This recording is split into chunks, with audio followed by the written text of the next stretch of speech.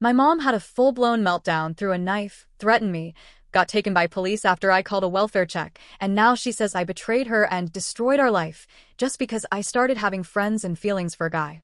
My mother is 55, I'm 21, and we've basically been a team of two against the world since the day I was born. Her childhood was a horror show. Abusive father, predatory relatives, a home filled with violence and instability. Then she married my dad, who turned out to be just as cruel. So she left him, cut off her entire family, and for 21 years it has been just the two of us. No extended family, no holidays with cousins, no aunties or grandparents. Just her trauma, and me orbiting around it. Because of everything she went through, she sees danger in every shadow. Men are threats, relationships are traps, and any hint of abandonment sends her spiraling. She doesn't trust easily, and when she does trust, she clings with white-knuckled intensity. I grew up in that environment, feeling like the only stable thing in her life, the only person she could rely on. And that shaped me, made me the homebody daughter who stayed inside, stayed close, stayed safe. But over the last year, something in me shifted. I overcame a lot of my anxiety, started going out, started building a real life. I got a great job. I made plans to go back to school next year. And I fell into this amazing little friend group, my old high school friend Emma and her two friends, Joe and Brian. Since Emma's 21st birthday, we've all been hanging out pretty regularly, maybe once every week or two. That's a big deal for me. This is the most social I've ever been. And for once, I feel like a normal young woman. And then there's Brian. He's sweet and gentle and funny, and I'm developing very real feelings for him. And he very clearly feels the same way. But my mother has taken issue with that in the most backhanded way possible. She's made snide comments about his weight, about his looks, about how sad it is that he's smitten with me even though I'm way out of his league. She doesn't say it like she's jealous or insecure. She says it like she's stating a fact. But I can read between the lines. I always have. She also comments on how busy I am now, even though I work 3 days a week, spend Saturdays with my friends, and literally spend Sunday through Tuesday with her. It feels like no amount of time will ever be enough. A few weeks ago, Brian asked me out for a picnic, basically our first date, though I didn't tell my mother that. I didn't want to deal with the comments. He came to pick me up, and he was so polite, reassuring her that he'd drive safely, take care of me, get us to meet up with our friends later. My mother stared him down like he was applying for a job he wasn't qualified for. But once we drove away, I felt this huge weight lift off my chest. The picnic was so sweet, sunny, peaceful, filled with nervous laughter and soft moments. Being around him is easy. It's warm. It feels like stepping into a life I might have if I weren't always managing someone else's emotions. And because I was so wrapped up in that feeling, so happy, so present, I forgot to text my mother. 2 hours went by. Normally, I check in constantly because she hovers. She wants updates, reassurance, constant communication. And she has Life 360, so she knows where I am anyway. But this time, I slipped. I was just happy. When I remembered, I texted. We had a great picnic, Mum. Going to Brian's house now, and then we'll grab some lunch. I love YUUXX. I thought it was fine. A light-hearted message. And I love you. Something to soothe her. But when her reply came through, my stomach twisted instantly. I've lived my entire life attuned to her mood swings, the tone shifts, the guilt-laced wording, the emotional landmines disguised as messages. And this one hit every familiar note. Sorry, sweetheart, I didn't feel the need to rush a reply the same as you, I guess. I'm glad you're having a great time, you deserve it, sparkling heart, but please don't forget I exist, because that's how you made me feel after not being able to reply, or let me know you got there safe. My Life 360 was strangely disabled. First time ever. Not now. You're very different when with other people, and forget those who do everything for you. I won't be texting, and you don't need to TXT me unless it's urgent, and I'm fine. My heart sank. There it was, the guilt, the passive aggression, the accusation, the reminder that I am her emotional caretaker. The implication that my happiness equals her abandonment. That being with friends means I'm forgetting she exists. That I'm only different when I'm around other people. Different meaning free. Throughout the rest of that weekend, I kept trying to balance everything, being present with my friends while also keeping my mother updated every few hours. I genuinely believed it was enough. I wasn't glued to my phone because I was actually having fun for once, and I assumed she'd understand. After all, when I'm at work I don't text her constantly either. I'm focused, busy, living my life. I thought it was okay to be that way with my friends too. I still sent updates. She still had my location. I wasn't disappearing. But when Brian dropped me off at home, everything shattered instantly. As soon as he pulled out of the driveway, she rounded on me. There was no build-up, no warning, just an explosion. She started screaming about how I use and abuse her, how I forget she exists, how I've shown my true colors. She accused me of deliberately ignoring her, of hiding behind the excuse of being with friends, so I wouldn't have to talk to her. It was like she had taken her insecurity, multiplied it by every trauma she's ever lived through, and thrown it all directly at me. I knew it was coming from fear. I've always known that. But fear or not, the words hit hard. And the volume, the intensity, the way she loomed over me, the way she clenched her fists, triggered that deep, familiar panic in my chest. She can get violent when she spirals. She never admits it, never remembers it later, but my body remembers every second. We eventually sorted it out. Or, at least, she cooled down enough to pretend we had. I let myself believe we were okay, or, at least stable enough to breathe again. Then came the following Friday. I walked in from work, exhausted but happy to be home. She was chopping an onion for dinner, and I started telling her about my day. I casually mentioned that Brian and the others were planning to drive 40 minutes to try some new burger place. It wasn't meant to be an announcement or a big deal, it was just a detail for my day. But it was like lighting a match in a room full of gasoline. She exploded. Not metaphorically, literally. She threw the knife she was holding at the wall. The sound of metal hitting plaster felt like it split me open. She started screaming, raging about me, about my friends, about how I'd betrayed her, how I run to them and abandon her. And as the night went on, she kept escalating. Every sentence was designed to wound. She called me fat and flabby, told me to move out and F off, threatened to hit me, raised her arm at me more than once. The worst part wasn't even the insults, it was the look in her eyes. Wild, unfocused, like she wasn't entirely there, like she was a pot boiling over, and I was just standing too close.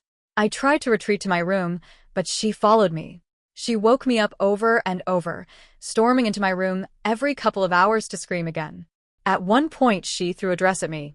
My hands were shaking so badly, I could barely text Brian, but I did, because I needed someone to know what was happening. I needed someone to anchor me. I was frozen in fear. I didn't drink water, didn't use the bathroom, didn't move unless absolutely necessary.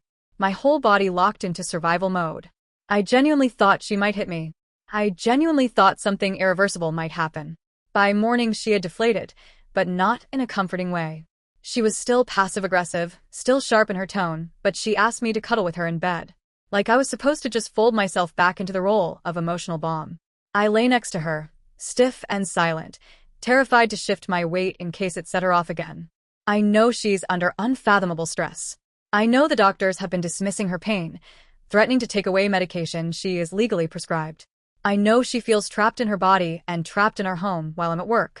I know she feels isolated, constantly disrespected, constantly on edge. I know she thinks the neighbors slam their doors just to spite her. Anyway, I'm lying in bed next to her, stiff as a board, texting Brian under the blanket because every part of me wants to get away from her. I didn't feel comforted or close or connected. I felt cornered. I only stayed beside her because I was scared of what she'd do if I didn't. My hands were still trembling from the night before. After a long back and forth with Brian, he convinced me to come stay over for one night. Just one. He kept reminding me I needed space, that my nervous system was fried, that no one could function after a night like that. And he was right. I desperately needed a break. I needed to breathe. So at around 10 a.m., while she was sleeping, I quietly packed an overnight bag. My heart was pounding so hard I could feel it in my throat. I gently woke her and told her, carefully, softly, that I was going to Brian's for the night. That I needed space after everything that happened. That I would be back tomorrow. She immediately broke down sobbing. Full, dramatic, choking sobs, like I had just told her I was abandoning her forever. I tried to calmly say this was temporary, that we both needed to breathe, that last night scared me. But she cut me off, screaming again, not letting me get a single sentence out. Her words twisted from sorrow to fury in seconds. I grabbed my bag and walked outside, and by the time I got into Brian's car, I collapsed into his arms crying. She texted me, saying, I thought we were going to talk this out today, and everything would be okay. And then the guilt hit me like a brick. I kept replaying it in my head. Was I the a-hole for leaving? Should I have left earlier, while she was screaming? Was it wrong to leave when she was calmer, even though my whole body still felt like it was on fire? We started driving to Brian's place, and that's when I got the text. She said she loved me, and then she said she was taking her life, and that it was my fault. I don't think I've ever felt panic like that. My vision blurred, my chest locked up, and my hands went numb. Brian kept telling me to breathe, to call someone, to take it seriously. So I did. I called emergency services for a welfare check. And then I had to explain why I believed she might actually do it. I had to tell them about the knife she threw, the threats, how she raised her fists at me, how she told me to get out and survive on my own, how she spiraled all night, and how terrified I was. I wasn't trying to get her in trouble, I was trying to keep her alive. But because of the violence I described, the police responded too. I didn't know it would escalate like that. When the officer asked for context, I explained everything, the abuse, the fear, but also how much I love her, how much trauma she carries, how I think she misinterprets my independence as abandonment. Still, they took her to the hospital, which is when everything somehow got worse. She was treated terribly there, grabbed by staff, labeled as high risk immediately, handled roughly. And when she finally got her phone back, she unleashed hell on me.